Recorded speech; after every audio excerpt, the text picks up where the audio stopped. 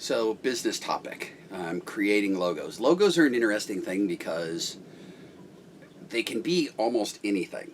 The most, many of the most famous logos are not tied to the words at all. They're not tied to the name of a company or anything. The Nike swoosh is probably one of the best examples of that. You have a symbol um, that stands alone by itself, uh, that can that is separate from the letters itself. It's not one of the letters, that sort of thing. A logo can be a stylized version of the name. We've used that multiple times. When we started with Giggly Do, we had a stylized version of the name, and we made choices in there like to not capitalize the letters, and then that carried on into the way we did things, and that started uh, when um, when Ernie was in college. Um, as she worked on the logo, that was part of the decision she made and the color scheme of it and so forth. So that was an interesting one, and within probably the most famous of the word style ones is Coca-Cola. Um, Coca-Cola in a very stylized font that's recognizable from distance and all those sorts of things. So it, it's something people put a lot of thought into. Uh, Logos can be the Microsoft Windows logo, very famous. The Windows themselves, that set of Windows. So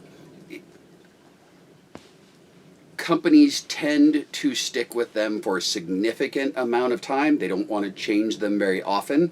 If you look at many of the most famous logos throughout all time, you have things like sports teams logos, which can last very, very long.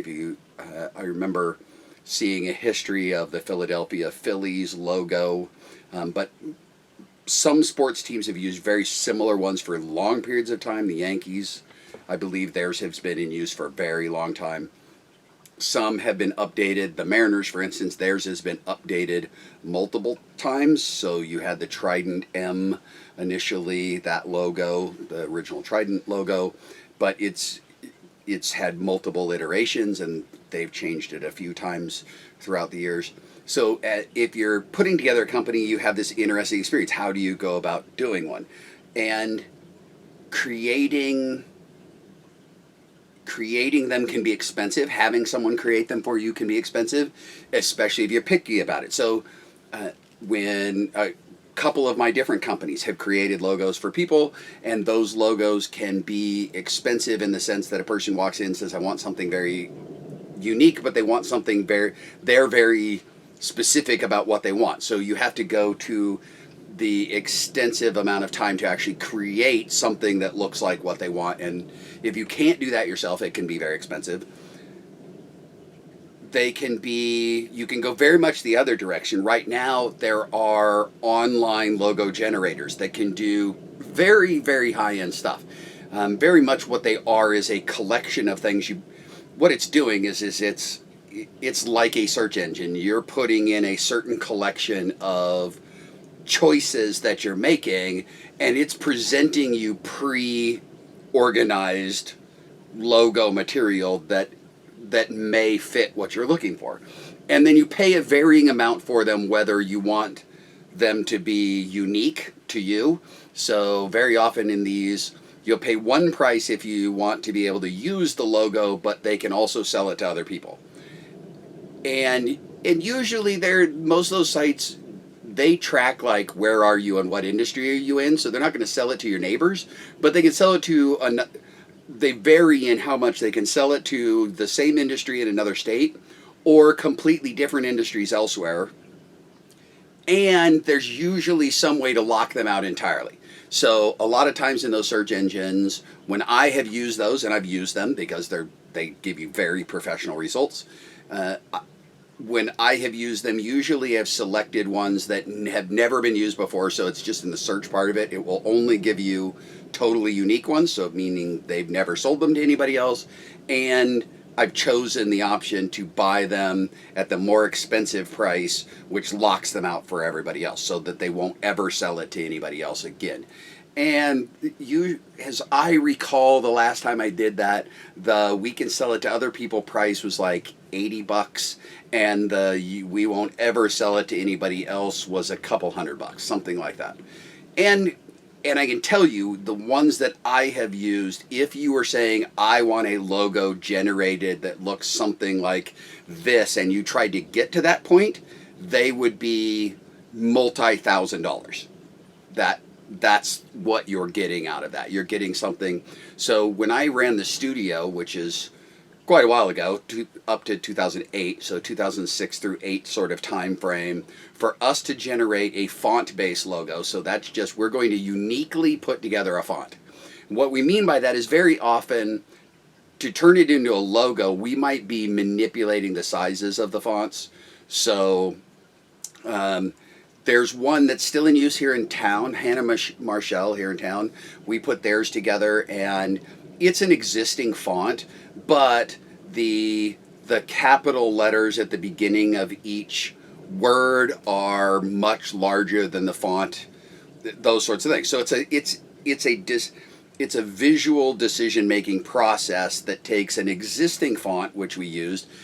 I think we might have done some very, very minor manipulation to the capital letters to take them a little beyond where they were, but not very much. And I think we were $650, $700, something to generate something basically like that, to do a letter-based font. And then it goes up from there. If we're doing unique graphic generation, or several of my pieces of art that I do have been used now, at least 2 companies are currently using logos that have my what were hand-drawn work that was digitized. So I'm not a great digital artist, so I hand draw something and then we digitize it and make it. Very, very often, only certain things look good with a hand-drawn something, so you go and clean them up and give them a digitized look, especially when you're going to blow them up really big. And by really big, I mean you take something that you drew that was on an 8x10 piece of paper, and then you're going to go make a sign out of it. Every imperfection of hand-done stuff shows then, so we often clean that up. Something like that would probably cost $4,000 or $5,000 to have done, an entry price to have an artist do something very unique like that. And so that's it. It really depends on how long you plan to stick with it. What are you trying to do? And then what's the logo? It's really wide open. The most difficult logos to create are very, very simple. The best logos tend to be very, very simple. If you look at the logos that have lasted the longest amount of time, it's because part of the nature of them that makes them look good for a very long time is they got to their unique space in a very simple way. That we've mentioned several of them. The Nike one, the Nike swoosh, may be as good as it gets. It's something very, very simple and straightforward. The Apple logo is considered one of the best of the best. It's a common item, but is easily recognizable at distance. Those sorts of things. It's just, and people who get really big bucks to do that stuff are really good at figuring out how to make something. The McDonald's arches, the golden arches, which have a really interesting history to them, from being it being 2 things. It being the name, obviously, McDonald's, but you also had the structure of the building. They gave them the arches, and so they combined this thing, and it has a really interesting and solid. I mean, you can recognize the arches from a huge distance away. They are iconic. Those sorts of things. And the hardest thing today is you're in a worldwide market and those sorts of things, and it used to be that your business was very likely to be very local, and so it didn't matter what you did. And there are some of those if you're in the service industry. So both of the Blackbird companies are pretty local. They don't have an easy way to expand to a larger area, and so those can be you want to do good things with them. You want them to be recognizable and those sorts of things, but you're not too worried about upsetting somebody on the other side of the planet with them. When you're doing something that's a worldwide product from day one, because you're going to be selling it online, those sorts of things, it can be much more difficult because now you have to really do the homework of am I pissing off somebody else?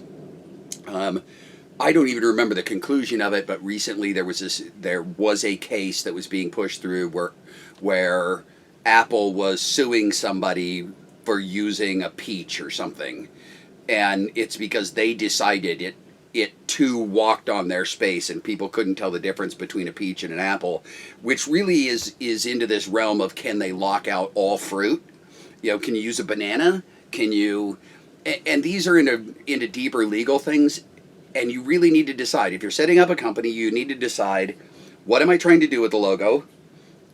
For me, that means do I want it to be recognizable? How do I want it to be recognizable? How do I want the individual elements to be recognizable? When I was working with Cy to do the Blackbird one of the things I wanted for him in developing the Blackbird logo was I wanted eventually my piece of art version of the Blackbird airplane to be recognizable without the name, at least in his market. That eventually people would see that, and that alone could stand as the sign, because it could be tied in all sorts of ways. You could stick it in the corner of things like that, and all of a sudden you can, it's like signing your work. You can put it there, but you don't have to put the name of the company there. You just put this logo and it stands. I went that far with it. I wanted to do that with it. Matter of fact, I was part of trying to talk him into the name, of going, I have this idea of how we could brand something using work other people have done. You know, trading on the idea that you have an iconic airplane with the name Blackbird already. And I told him the interesting thing is, going forward, he could add to it too, because there's a Blackbird song and there are blackbirds. And all of those, I think, could get people to say the name all by themselves. Those are interesting things where you can put an image out there and people will say the name of your company even if they've never heard of it before. It gets you part of the way there. That's one of those things that can be interesting to do. And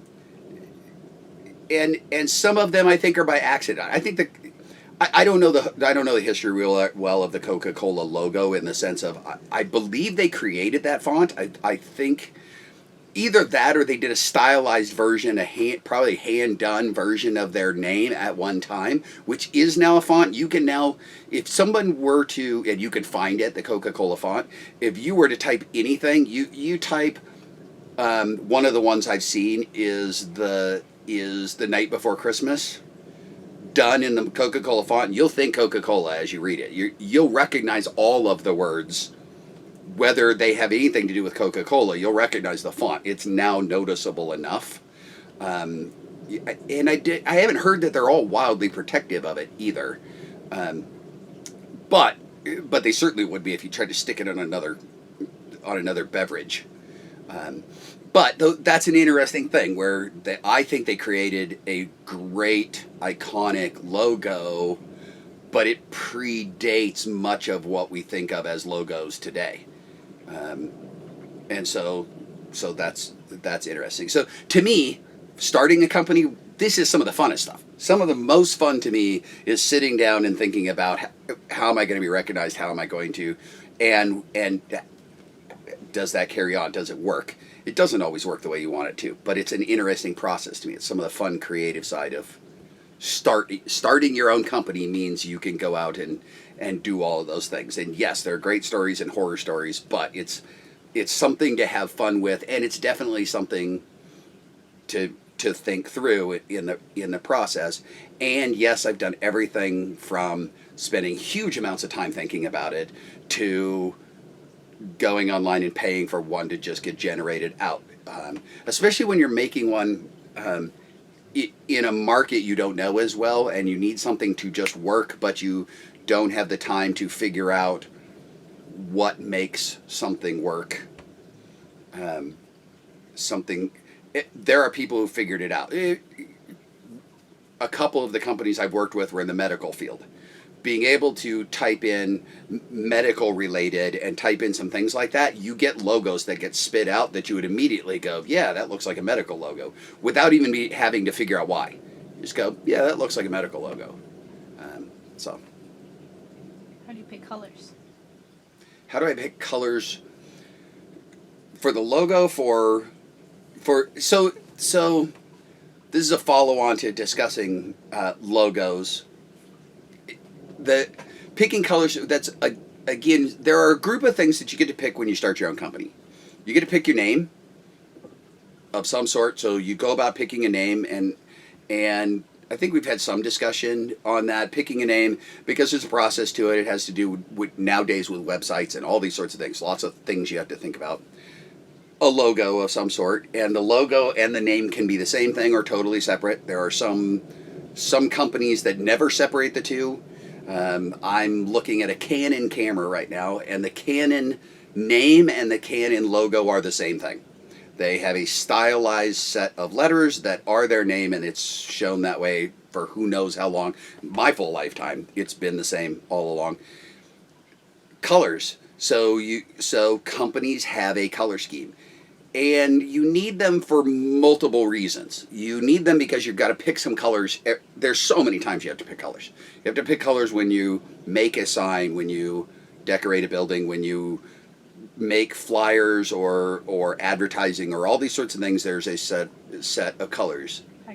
Packaging's a big one, and they can be the same or they can be separate. Early on, very very often you want to keep them all into a tight grouping, because of you're trying to build some recognition early on, and so by keeping them tight together helps people recognize quicker, because they start to catch on to things and you're not sure which they're going to catch on to first. And so keeping them tight. And they can be a group of reasons you pick them. Some businesses and some industries, it's really wide open. You can do whatever you want to. Colors, if we take the vinyl business at Blackbird Wraps and Vinyl, I don't see that's an industry that's connected to a color in any stretch. Nobody has an expectation when they're driving up to the front of a place to get their car wrapped that the color is going to be a certain color. But if you're driving up to a hospital, you do. So the medical field has two color sets, tend to be two color sets, blue and red. Red is emergencies. There are even legal things that are required with red logos that have to do with the medical field. So it was an interesting one. Helped develop a company that hasn't come into full existence yet, but exists, a company called AutoMed. AutoMed, we were playing off of the idea of medicine and medical, the idea that your car's sick and it needs help.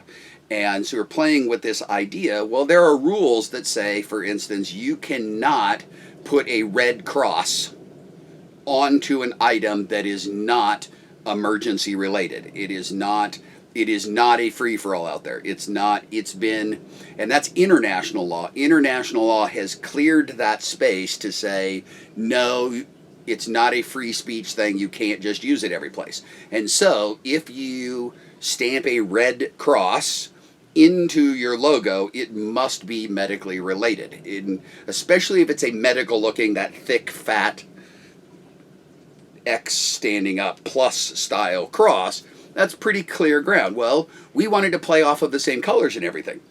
We're trying to indicate this is a hospital for your car, so how can we do that and still play it? So we still wanted to use the same colors, red, black, white. We wanted to use those colors, but there were limitations on how we could use them. So for instance, our cross in that logo had to be white instead of red, because it wasn't legal to do another way. So we used red in the body of what we did, and we used a white cross with white lettering and black backgrounds. These sorts of things, because there's some, you got to think through what's out there and what's okay and what's not okay. When you're very often, I want the colors for the company to also be representative of the person, whenever that's possible. Again, sometimes it's the industry that's going to decide what your color schemes are, and sometimes it's you don't have that restriction, and so now it's about you. It's there's a piece of you in there. And so a 50-year-old guy running a truck center, I didn't mean to make this about me, but a 50-year-old guy running a truck center is probably, I better have a reason if I go for a hot pink logo.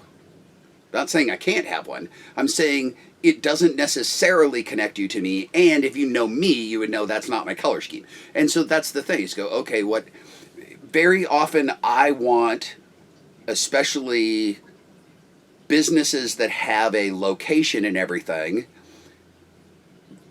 there's a sense that when you see the logos and the color schemes and those sorts of things, and then you meet the owner, you want them to jive together. You want it to feel like a total story.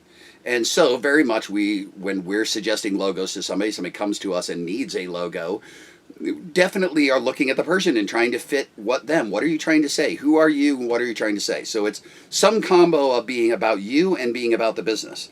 And some businesses are much closer to the person and some are much farther away. I use an example. One of our friends is a fishing guide. A logo for a guy who's a fishing guide, I think, should look very much like the person, because he's the product. It's trusting him to take me to find fish. Now it all should go together like that. If it's a person running something that's much larger in size, much larger than the individual. If you're running a company where you never meet the owner, those things become much less, they don't matter nearly as much. So again, it's one of the fun things, picking colors.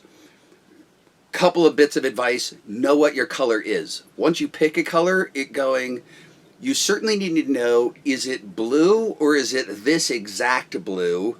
And by this exact blue means you need to know it in CMYK and RBG, which are RGB, sorry, the two computer-based color spectrums that are numerically indicated. And oh, by the way, the two are not the same, and they don't necessarily translate very well. Meaning, for some reason, computers are very, very bad at taking the numbers of one and telling you what the numbers of the color are in the other spectrum.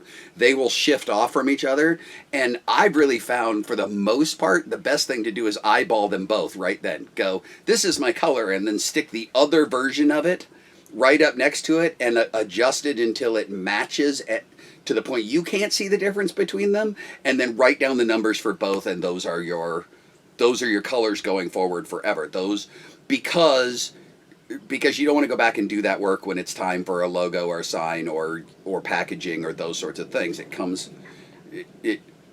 Or pay to have it done. Or pay to have it done. Exactly. Now, it's those sorts of things. And literally, if you're playing around and you're playing on whatever program you're using, Microsoft Paint or something, doing it, when you get the color you really, really like, figure out how to ask the computer what color that is. There will be some way in there for you to click on the color and it pop up, and down there there'll be the letters, and it will tell you exactly what it is, and you want to know that. And that, to me, that honestly goes, you have your tax ID number and your address and your phone number, and your color scheme for your logo or your company color should be in that collection of info. It's that important. I promise you, McDonald's knows what color the golden arches are. Completely. One other little side story in there that's kind of interesting is because very often that changes in an environment, because the question then becomes, do you want it to look like the right color or be the right color? I remember back in the 80s, it's not so common now because television is digital and it produces color much better than it used to. Old school television, SD television, did not translate all colors the same. And so when you would see a car race in person, very often the cars looked really weird. The one I remember being most stark was the Indy cars that were the Marlboro red cars. Red did not translate really well. And so when you saw the cars in person, they were very much not red. They were very, as I recall, they were very orange. They were bizarrely orange, like safety orange, when you saw them in person. And people were like, what is with the colors? And what it was is that the right color on the car made the wrong color on television, made a much different color on television. And so they had skewed the color of the car because they would rather skew the color for the 50,000 people who are seeing it in person and have the right color for the million people seeing it on television. And so it was this interesting thing where in person, and you'd go through along the line of cars, and it was in all racing, that certain colors, you just go, what is with that? And today it's even interesting because historic cars, when you see those cars restored, I regularly see them where they've been restored by somebody who didn't know that and painted the cars the color that they are supposed to look like rather than what they actually were. It's interesting, not all restorers know that a 1980s Indy car was orange. And so you see one today, and I'll see one in a museum, and it will be very properly the Marlboro red. And you go, that's funny to me because I know that at the time it was not that color. And so you have to make a decision. Do you make it look like what people expect it to look like, or do you make it look like what it actually did, but almost nobody experienced? Interesting thing. So to me, again, it's another thing where one of the fun things of starting your company is you get to do things like pick all of the colors. And is there a right answer or a wrong answer? No, not necessarily. Yes, there are, but it's very much, it's hard to know who picked the right ones and who didn't up front, and how many of them got lucky down the road with Coca-Cola red or the Golden Arches yellow or whatever, and how much of it was they picked a color and it turned into what we think was right, or those sorts of things. It's hard to say. Now big companies spend huge amounts of money trying to figure out what is the best of all of those sorts of things. Most companies are small companies, and we make this stuff up ourselves, and we're the ones who have to live with it every day.